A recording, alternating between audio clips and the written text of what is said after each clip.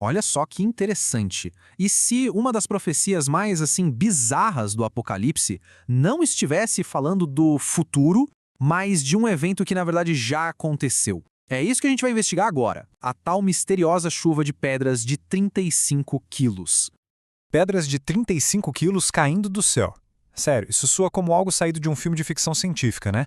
Mas e se a resposta para esse enigma todo estiver escondida bem ali, num texto antigo? O texto em questão é este aqui, do livro do Apocalipse. A passagem fala de grandes pedras de saraiva, cada uma pesando 1 talento, caindo do céu sobre as pessoas. A imagem é, bem, apocalíptica, não tem outra palavra.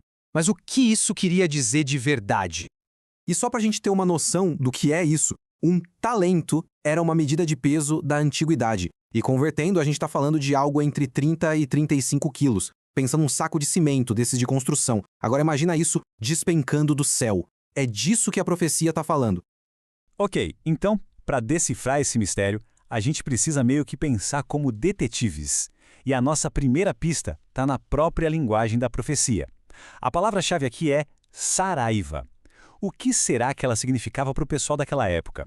Pois é, acontece que na linguagem simbólica, profética da Bíblia, saraiva quase nunca é sobre o tempo, sobre o clima. É, na verdade, um símbolo bem consistente para juízo divino, uma espécie de punição que vem de cima. E isso não era nenhuma novidade, sabe? Livros muito mais antigos, como Isaías e Ezequiel, que foram escritos séculos antes, já usavam a imagem da saraiva exatamente desse jeito. Era uma metáfora para varrer a mentira, para julgar os falsos profetas. Ou seja, o ponto crucial aqui é o seguinte: o autor do Apocalipse não estava inventando um símbolo do nada. Pelo contrário, ele usou uma imagem que o público da época ia entender na hora. Ouviu saraiva? Pensou, ok, um grande evento de juízo divino está vindo. Tudo bem, agora vamos fazer uma pausa na profecia por um instante e pegar uma outra peça desse quebra-cabeça. Só que essa peça vem de um lugar totalmente diferente. Um relato histórico que não tem nada a ver com a Bíblia, mas que é da mesmíssima época. E aqui entra a nossa testemunha-chave, Flávio Joséfo. Quem foi ele? Bem, Joséfo foi um historiador judeu que não só escreveu sobre a terrível guerra entre o Império Romano e Jerusalém, lá no ano 70 depois de Cristo, ele estava lá. Ele viu tudo acontecer com os próprios olhos. E é exatamente aqui que a nossa história dá uma virada impressionante. É aqui que tudo começa a se conectar. O que será que acontece quando a gente cruza o que diz a profecia do Apocalipse com o que a testemunha ocular Joséfo escreveu? Nos seus livros de história, Joséfo descreve com detalhes angustiantes o cerco de Jerusalém.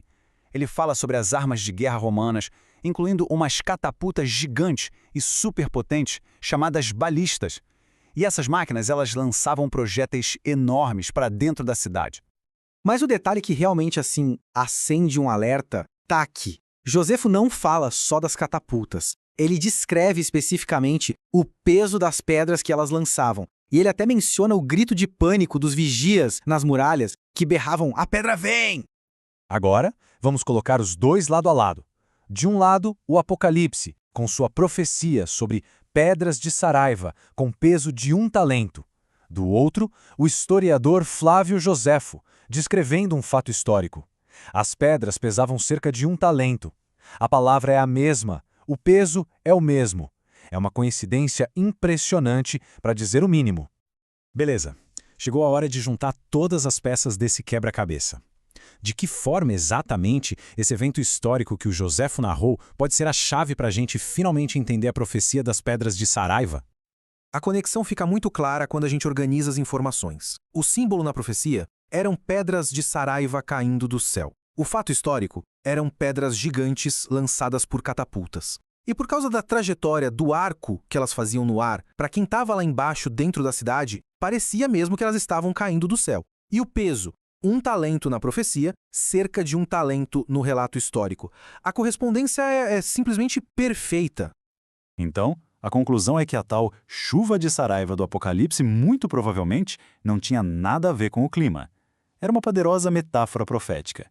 Uma forma de descrever a realidade absolutamente aterrorizante do bombardeio romano, que foi visto como um instrumento do juízo divino sobre Jerusalém.